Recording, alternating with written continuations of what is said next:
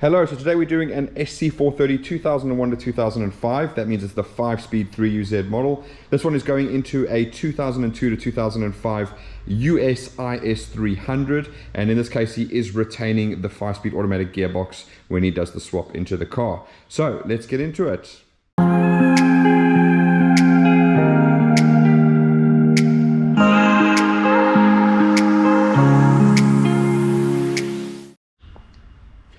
Right, so as discussed, again, it is a SC430 2001 to 2005, so a 5-speed 3UZ model. It's going into an 02 to 05 US IS300, completely plug and play, and he is using the automatic gearbox that comes with the SC430 3UZ. All right, this is an adapted harness, so what we've done is we've taken the original one, we've cleaned it up, removed everything that's no longer necessary, recovered the whole thing and doing through that. So what I'll do now, I'm just going to cut some pictures where you can see the process that we go through to strip the whole thing down and get everything ready. So let's do that and we'll come back.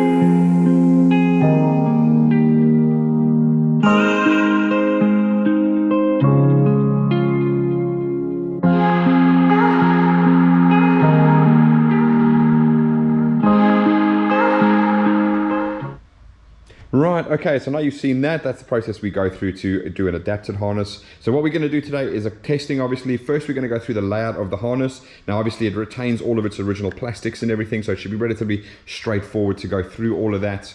But we're going to start at the ECU box. We're going to go all the way around, and then what we're going to do is we're going to do the testing with the ignition on, and then we're going to do the testing with the engine actually running as well. So let's jump into the layout section, and first of all, starting here at the ECU box. Now, do bear in mind, this is an IS200 half cut that I have here, so we have a little sort of patch harness that converts an IS200 to an IS300 for this particular testing setup. So again, you have the resin section over here, or the patch section if you want to call it that, and that goes into the two original ECU plugs that are still remain in the box whenever you get it from. Now, obviously, this box is from an IS200. If you have an 02 to 05 IS300, this particular shape of ECU is going to drop straight in. There's no modifications required to that. It's exactly the same shape of ECU as an 02 to 05 IS300. Okay, so that's that. Then you've obviously got your body, your engine harness plugs that go over there. So you've got 1, 2, 3 over there. You've got 2 that go to the patch section over there. And then on the rest of it, you've only got 2, 3 plugs. You've got this white one, which is going to go into a white junction down there. You've got this one, which is going to go into a gray junction down there. In this case, we have a white one.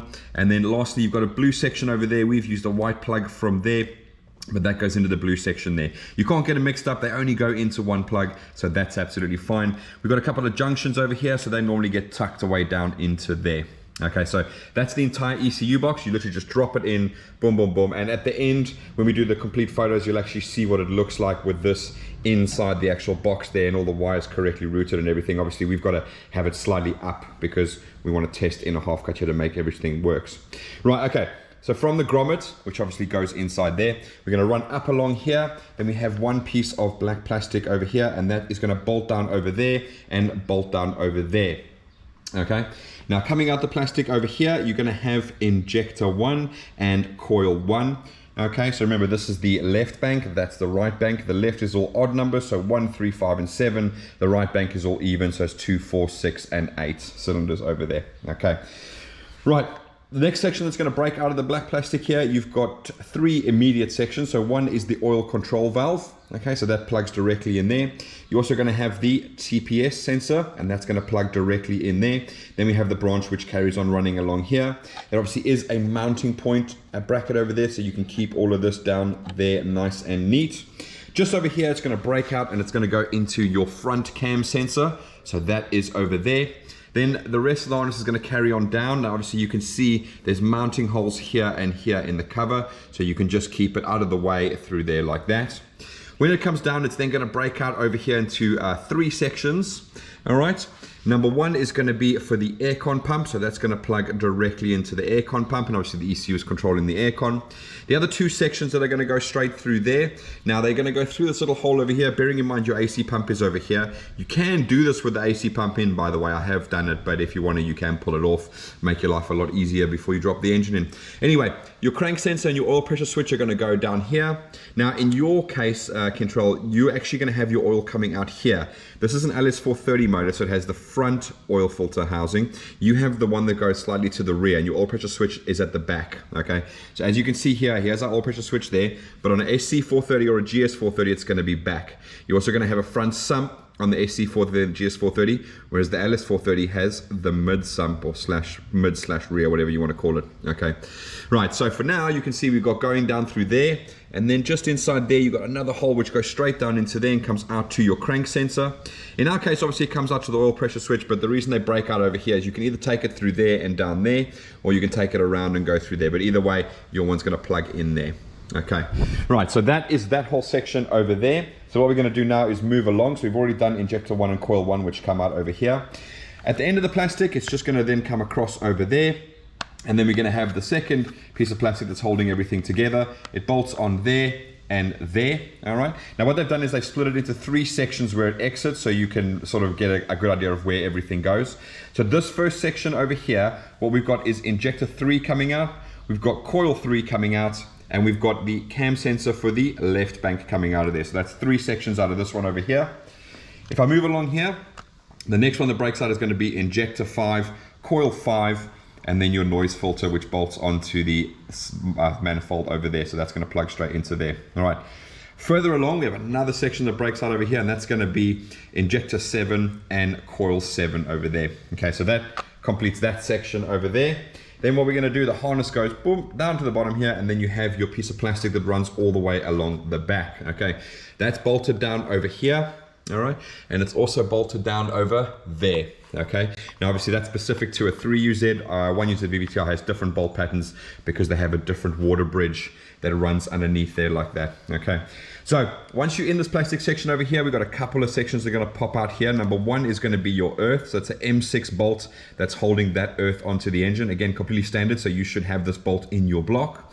In our case, because this is an American car, left-hand drive, so we've got the pedal coming out here. Obviously the pedal would make its way through the drivers here and then bolt into the driver's side over here.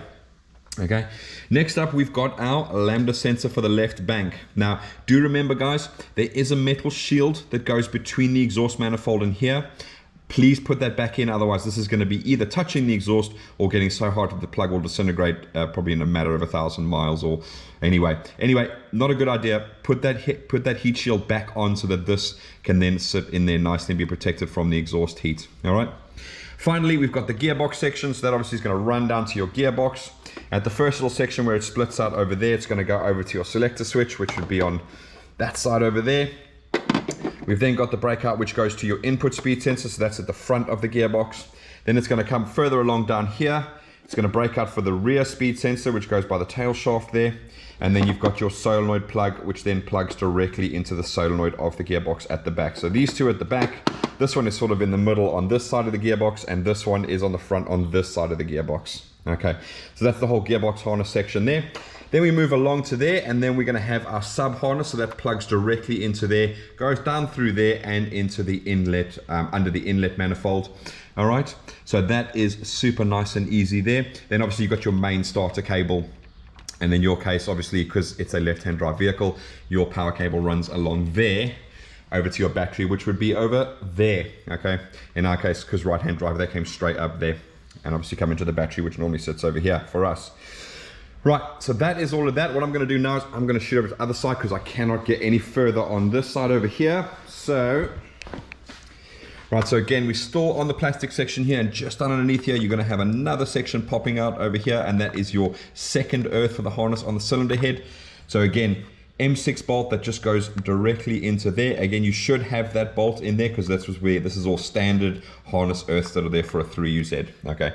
You'll notice there are bolt holes down there, and in this case over here, you've actually got 2 bolt holes over there. That's a reminiscence of the 1UZ VVT-i used the slightly bigger M8 bolts further down.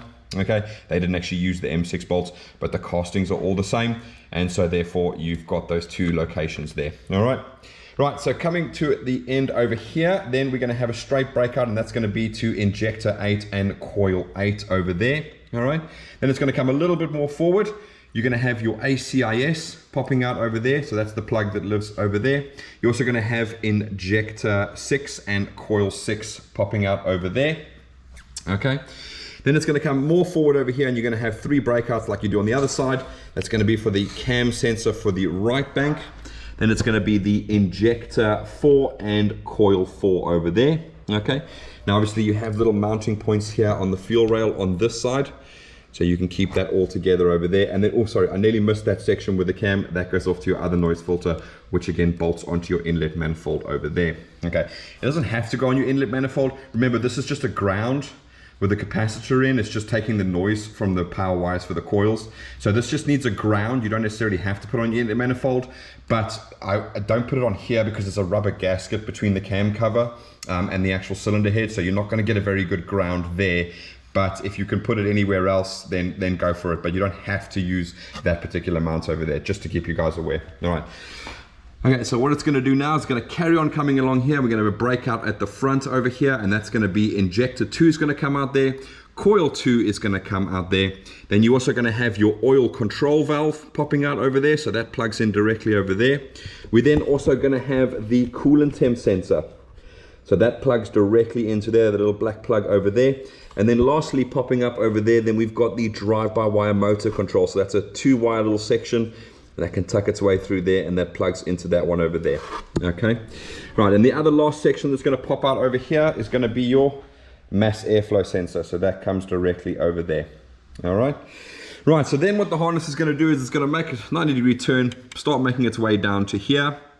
All right, and then when we get down to here, I'm just going to pop it out for a second there. We're going to have a breakout over here, and that's going to go to your alternator 3-pin plug over there. So all of those wires are taken care of in the harness. We're also going to have the low oil level plug. So again, because I've got a mid/rear sump from an LS430, obviously we don't have the oil level sensor, but that's going to plug directly into there, and you should have that on your SC430 sump. Okay. And the last little section is going to pop through there where my finger is, and that is your your primary lambda for your right bank. So again, that's the nice long cable section over here. So do bearing in mind, when it comes to the 3UZs, there are 2 different part numbers for lambda sensors. So this one is for the right bank, and it's long because it obviously plugs all the way in over here. The one on the left bank on the other side is short because it plugs in literally directly over there. So it just goes whoop and makes its way around there. Now then, important to note, the wiring is different for these 2 sensors. If you try and plug a short wire sensor into this one, you're going to get an error code for the oxygen sensor on this particular side. Okay. So do bear that in mind. I do put a little description in every 3UZ video. I do give you all the part numbers, including the Denso replacement part numbers, because that's what I've actually got in here. This is a much more affordable Denso part rather than an original Toyota one, and they work absolutely fine. So super happy with those, and the part numbers will be down in the description there for you.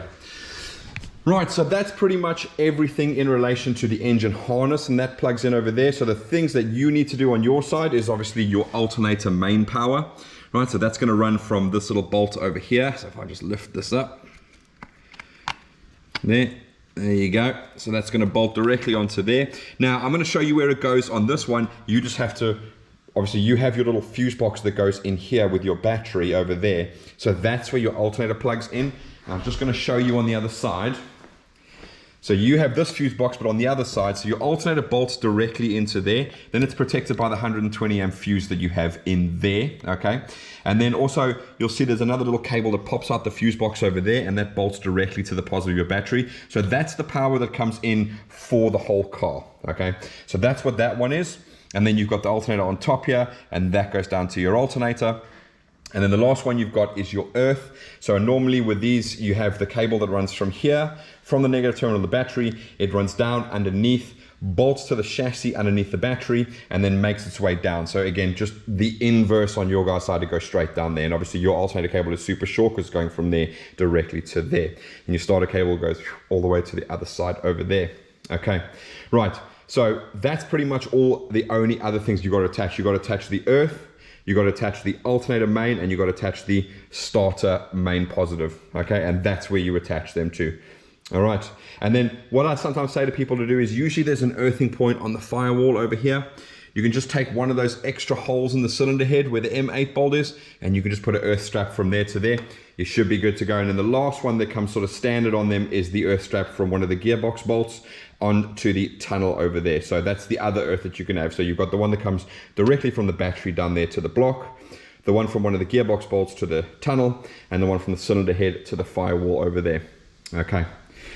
Right, so again, hopefully super helpful. Hopefully you can then straight and forward easy put it on. It does just make like a U shape, so when you get it, what I normally do is I just drop it on the top there and we go and do that. Just bearing in mind, you've got to pull the intake off to obviously fit the harness that goes underneath.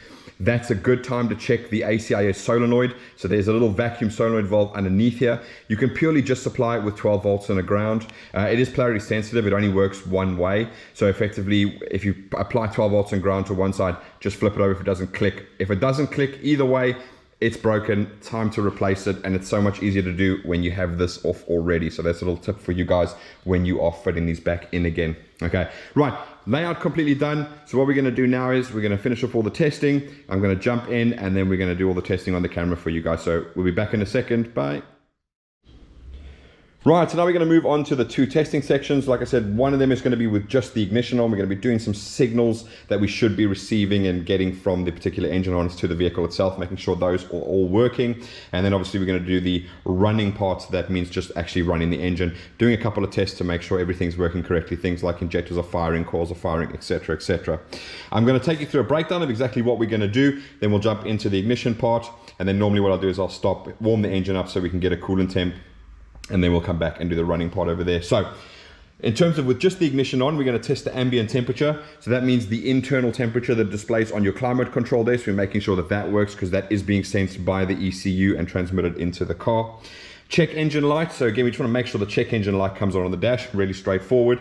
We're also going to do the oil light and the charge light. So again, nice, simple, straightforward indications. When we come to actually start the car, obviously we want those two lights to go out. The check engine light unfortunately won't go out because we don't have a gearbox plugged in, so the solenoids are going to give us the codes for that, but that should be absolutely fine as long as it works. Then we're going to do the OBD2 test. So that's basically, I'm going to plug this in and make sure that it reads it as an SC430. It is plugged into the standard OBD2 port inside your vehicle, so there's nothing funny there. Obviously, you're just going to jump in your car, you're going to plug it in exactly like you would when the IS300 was original, so there's no dramas there whatsoever. Then I'm going to use the machine to control the fuel pump. Now, in this case, the ECU does control the fuel pump. I have done a video on how the fuel pumps do work, so I'm going to put a link in the top there. Please go watch it. It's very useful to know exactly how they work because sometimes you guys get a bit confused because they do not prime. So you turn the ignition on, you are going to get no fuel pump. They only come on when they receive a cranking signal. So in other words, there's a signal when the starter gets 12 volts or starter solenoid gets 12 volts, and then it'll keep running as long as it gets a crank angle sensor signal. Okay, so I tend to find it all the time. Guys have driven IS300s for 5 years. They come and do a swap and then immediately they worry because they don't hear the fuel pump priming. That is completely normal, and I explain it all in the top there, really, really straightforward.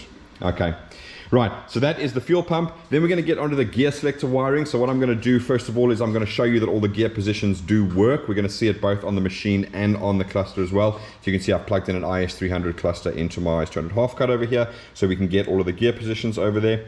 Then in terms of the shifter wiring, I'm going to explain how the two switches work in terms of L and 4. Okay, so I'll go through all of that in that particular section. Then we're going to test the AC clutch.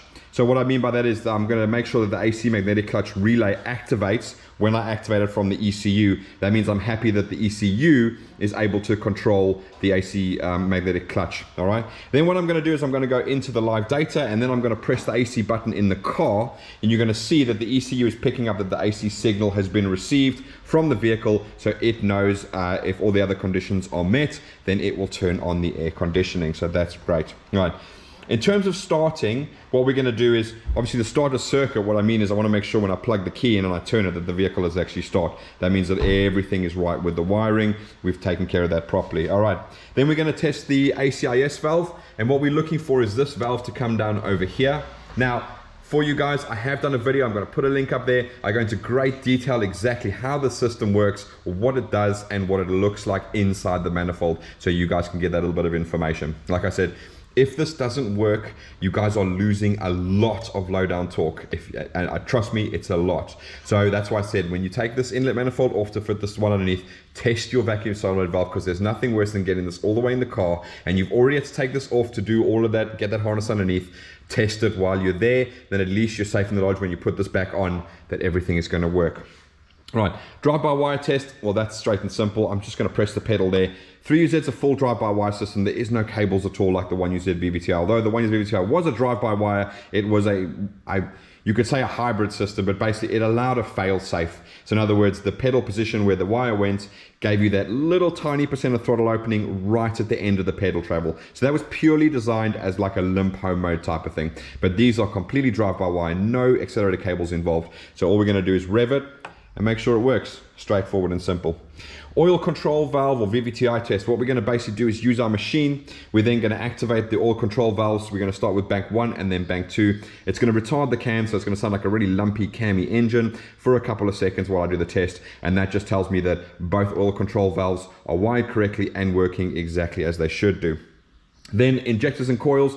Basically what I'm going to do is I'm going to run around, I'm going to pull each coil out each injector out one by one, and then you're going to hear the engine misfiring as I do that, okay? The reason I pull the injectors out and not the coils is if you watch all my other videos, you know that a 3UZ, what it does is if it picks up a fault and it thinks that the coil hasn't fired, which it would do if you disconnect it, it shuts down the injector. So obviously I can't go and pull each coil out while it's running. Otherwise, by the time I get to the end of this bank, we're down to a 4-cylinder and it's probably going to kill itself. But I can pull all the injectors out one by one, put them back, and you can hear each one misfiring individually. So that's the reason I do that. Then we're going to pop back over here and we're going to do the tacho test. So we're obviously looking for a tacho signal coming through on the dash there. Reason being is that the SC430s and 3UZ VVT-is, they give out a 4-cylinder signal. So what we've got over there, I don't think I mentioned it there because it was hiding away. We've got a little converter box, so it's going to convert a 4-cylinder to a 6-cylinder, so your clock is going to read correctly, or your rev counter is going to read correctly. I do set it up here, but it is adjustable, so by all means, if you're not happy with it, again, it's just a case of pulling off the lid off of there, little pot resistor in there, small screwdriver, and then you can adjust the RPM signal. Obviously, ideally, you'd want one of these, so you can actually see the RPM signal that the engine is seeing, and you can make sure that it works on your dash there. Right, then we're going to pop over and check the coolant temp out. So again, we want to make sure that the coolant temperature is being transmitted into the car, because that's one of the things that gets transmitted via this MPX bean system that Toyota use. So we want to make sure that that's working 100%. And then lastly, we're going to go through about the diagnostics, how you do it, and so on and so forth. All right. Okay, so what we're going to do now is we're going to jump into the ignition side testing. So I'm just going to go and turn the key on, and then we're going to make our way down there. So to start off with, we're going to do the ambient temperature. So because it's plug and play, super nice and easy. Put the key in, turn it on. We're going to pop over to here, and you're going to see straight away I got 22 degrees. Obviously this is centigrade, we're in the UK. You're going to have Fahrenheit in there, but we know that's working 100%. It's a nice warm day for England. All right, check engine light. Spot on, we've got check engine light over there. Oil light, we've got over there. Charge light, we've got over there. We do also have the low oil level light. Clearly that's going to stay on. We've got it unplugged over here. So we just want to make sure that it does come on and it works. Absolutely fine. Right, so then we've got OBD2. So I'm just going to pop into here. Now this machine takes absolutely ages to load up. So I do preload. So we don't have to sit here for literally 5 minutes. But you can see that it's picking up SC430 UZZ. Okay. So all right, we're going to go back into engine and ECT. And then what we want to do now is we want to test the fuel pump relay. So we're just going to go into active test. Okay, right, so you can see here it says fuel pump relay, fuel pump. If you watch my video, you'll know what that is for, but in this case, I'm going into fuel pump.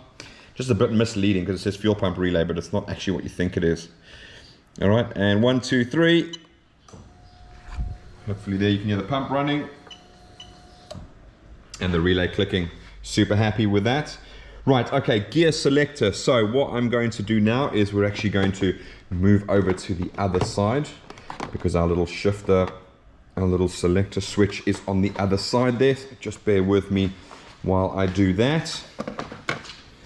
Right, okay, so just so we don't have a whole bunch of data clogging up our system over here, I'm just going to select the appropriate ones that we're going to need. So let's go into... Right, so what are we going to need? We are going to need AC signal. We're going to need stoplight switch. We're going to need park neutral park switch because that's when we know it's in park or neutral. Right, and then we're going to need drive. We'll need 4 because I'll go for the shifter wire in there. We need 3, we need second, and we need low. Let's hit OK. Right, fantastic. Okay, so the vehicle's actually in drive now, so let's put that back into park. Right, so you can see the park neutral park switch is on. You can see that over there, right? So it's going to do that whenever it's in park or neutral, so that's absolutely fine. You'll see down there, our indicator on our dash is obviously saying park as well. So what we're going to do now is we're going to move it down. So it should go from park to reverse. So you can see our dash is displaying the reverse light, and on the ECU, you can see there, hang on. I didn't put reverse on. Bear with me a second, or did I? No. Okay, let's go back again. Give me a second. Let me just find reverse.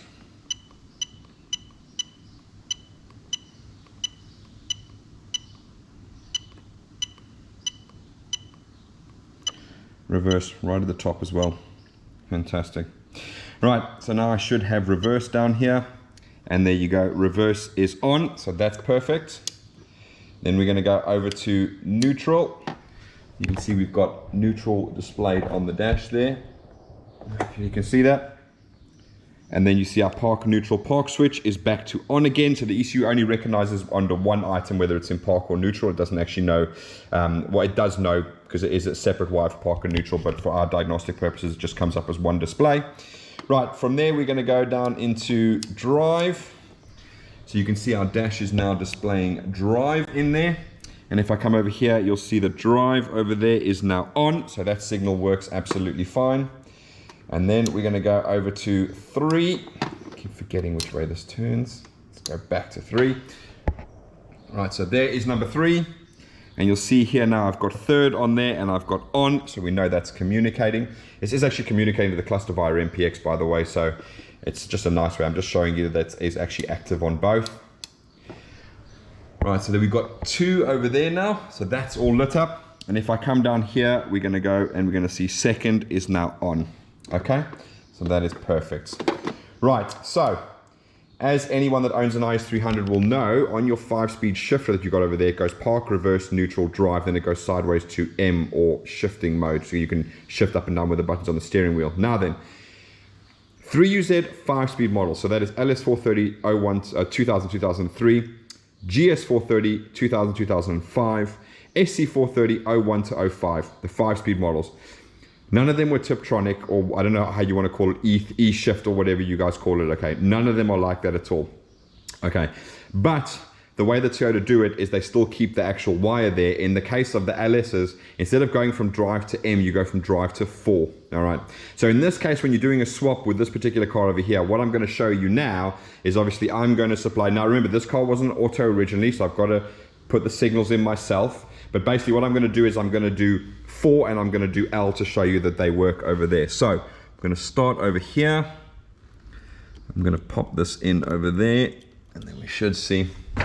So you see what happens now, the dash, D has gone off and M has become active. Now in this case, M is actually 4. So if you come down here, you'll see what they've done here. It says 4/M is now on, but also drive is on. Now do remember, all of this is taken care of in your shifter, so you do not need to stress about it at all because it is all standard. But basically that's what happens. If the ECU sees drive and 4 having 12 volts at the same time, it clearly knows it's in 4th and not in drive, okay?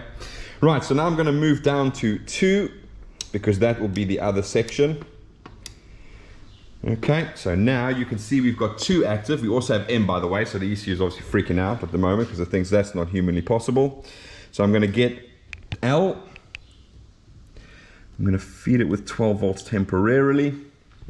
And immediately exactly the same thing. So you see L is now displayed on the dash and 2 has actually gone. Again, if we come down to here, you can see second and low both have 12 volts. So that's the way the system works. In other words, 2 and L can have 12 volts at the same time. If they do, then the system knows that it's in low, and you can see by the gear indication that it puts that straight out there.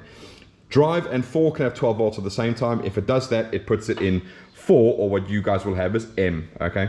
So that's absolutely fine. So that's the shifter wiring taken care of. It is all inside the car. It's completely plug and play. You literally just plug in the plugs. It's all the wiring is there already done, so you don't have to stress about anything at all in that regard. Right, let's pop back over to our list there and see where we were. So we did fuel pump, we did gear selector, we did shift wiring. Okay, now we're going to go for brake switch. So I'm going to leave the actual device over there. So again, because it's a half cut, I don't have a brake pedal or whatever in here. I'm just going to supply what would be the brake pedal switch with 12 volts. Do bearing in mind that these Lexuses and Toyotas, they run a 4-wire system. So the ECU actually knows when the brake's not pressed and when it is pressed as well. Okay, right. So what I'm going to do now is I'm going to pop this little 12 volts out here. And I'm going to pop it in to where the brake switch should be. And as soon as I do that, you're going to see that my stop light is now on. And I'm just going to pull that out of there. And you can see stop light switch is now off. Right. So that is working exactly as it should do. So that is fantastic. And let's just pop over here. Right, so now we're going to do AC clutch and AC request. Okay, so I can do all of that from that side over there. So let's pop around there and do that, because your AC magnetic clutch relay is actually in here, so it'll actually sound much better when we do that. So what are we going to do? We're going to go into active test. We're going to click on AC magnetic clutch relay. And as soon as I press the button here, you're going to hear the relay click. So 1, 2, 3. Okay, I'll do it again. Right, so super happy. You see, I'm sending the command to the ECU. The ECU is then outputting it, and it's activating the 12 volts for the magnetic clutch of the air compressor. Right, so next thing I want to test is the AC signal. Okay, so this is the signal from inside the car. This is another item that's transmitted via MPX or beam. Okay, so basically all I'm going to do is I'm going to press the AC button. So you saw earlier it was off. I'm going to press the AC button. It lights up on the dash there. And you can see straight away the AC signal has turned to on. Okay, so that makes me happy, because I know then that the ECU is receiving the signal via MPX and it is working on that. So you'll see now AC signal turns to off. Right, so those are all the little tests that we wanted to do. So I want to make sure that all of these sort of signals and everything are working. So what I'm going to do now is I'm going to get the engine running. I'm going to get up to temperature so we can see some actual coolant temperature on there. Otherwise it's going to be a long test if we have to wait for that. So I'm going to do that now. I'm going to pop back and I'll see you guys in a second. Bye-bye. Right, now back for the testing with the engine actually running. So that's what we're going to be doing now. Obviously, we've been through all the other testing, so I'm just going to do a quick recap of what we're going to be doing now. And that is the starter circuit. So again, it's just being able to turn the key and obviously the engine running. Then we're going to look at the ACIS. So that's this little valve at the back here. We want to make sure that this closes a few seconds after we start. Drive-by-wire test, we're just going to press the pedal quickly. We're going to jump in and test both oil control valves with the OBD2 machine to make sure they work. Then I'm going to go around and pull each injector off one by one. Just a caution, I've only got the injectors just literally pushed on. They're not actually clipped in. So I do start it up and it starts misfiring. You'll see me go around and start pressing the injector plugs. That's why I just can't unclip them single-handedly with the camera in. So that's the reason why that is. Right, tacho. Then we're going to see that the tacho signal is working on the dash there for you. Coolant temp, we'll see as soon as we turn the ignition on, and then we'll go through how to do the diagnostics and so on and so forth. Okay, right, so what I'm going to do first, actually, get my ear defenders on because it's going to be super loud.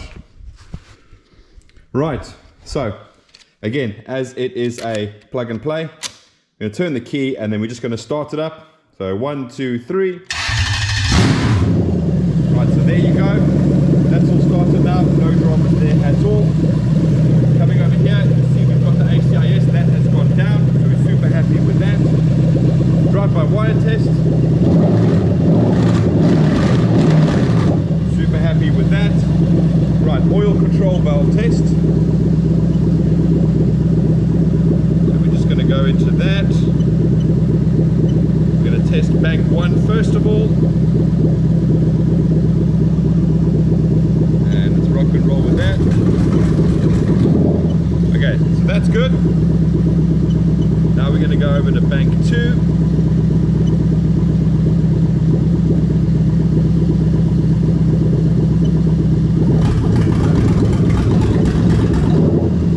Right, okay, so that's the oil control valve. Right, so let's go over to the injector. So we'll start you at the front. So this is number 2. Then we're going to go to number 4.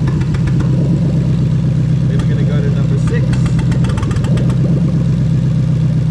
Then we're going to go to number 8. We're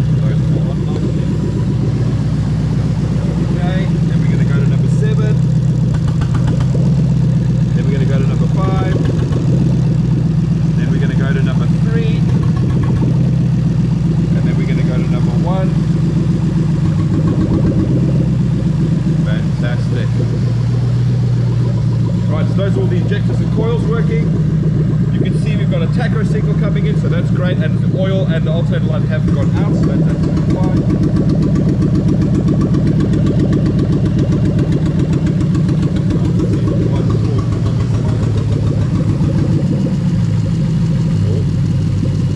That's the one. Okay, so we've got that, and so now we can see the coolant temp. So that's working all great over there. So I'm just going to shut this one down for now. Rightio. Okay, super happy with that. Everything is working exactly as I would expect it to. Right, so getting onto the diagnostics, obviously you can only do diagnostics with an OBD2 machine, all right? Especially with the US and the European 3UZ models, that is your only option that you do have, okay? So we've remapped the ECU, so everything is gone like secondary oxygen sensors and all of that type of jazz. So you should have no codes at all on there. Your check engine light should function completely as normal, okay?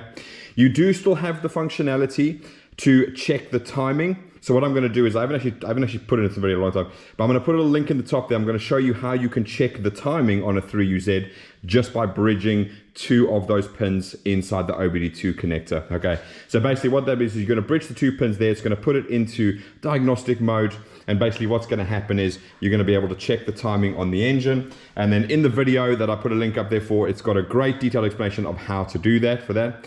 Okay, but so the gist is you need a machine. Unfortunately, we can't do the old-fashioned flash codes where you bridge those 2 terminals and the check engine light starts flashing. All right. So, major thing is, if you come, Kintrell, to put it all on and you do get a check engine light on, then what you need to do is get yourself one of these. And first point of call is to find out what the code is that it's giving you, and then you go from there to start to diagnose, okay? I'm not saying that this is going to be telling you all the information and you know instantly. Sometimes there are some nuances with that. You may get a code that is completely unrelated to whatever you may think it is in the first place, but that's absolutely fine. As long as we have the codes, then let the ECU tell us what is wrong with it, and then we can fix it from there. Okay, right, so that's all the diagnostics explained, nice and simple. And what we'll do now at Kintrell is we are going to get this all boxed up, get it off to you in the United States so that you can get your car running. If anybody else has any questions at all, please feel free to pop us a comment down below. Any suggestions or things you guys like to see, again, pop them down below. You guys help us to make these videos. The more questions you ask, the more videos that I can make. But anyway, Kintrell, thanks for watching. Hopefully this has been super helpful. It'll make your installation super easy. And for everybody else, thanks for watching as well. And we will see you guys again soon. Thank you very much. Bye-bye.